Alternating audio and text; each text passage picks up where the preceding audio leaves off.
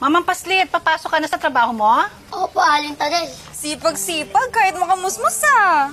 Ikaw nga yung masipag dyan, Jenny. Kakauwi mo lang kanina, papasok ka na naman. Bakit? Nakita mo ba akong pauwi? Siguro. Pinabantayan mo ako, no? Di nakita lang kita nung pagising ko. Naku, tigilan mo ako, Rambo. Pero oo, alis ulit ako eh. Night shift kasi ako ngayon.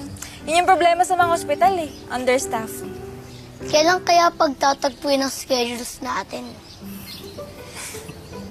Kailan kaya tayo paglalapitin ng tadhana? Ikaw talaga, Rambo. Napakapilyo mo. Baka makalusot lang eh.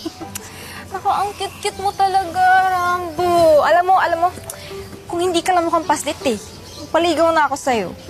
Aba, bahala ka. Baka mauna ka na iba. Sige ka.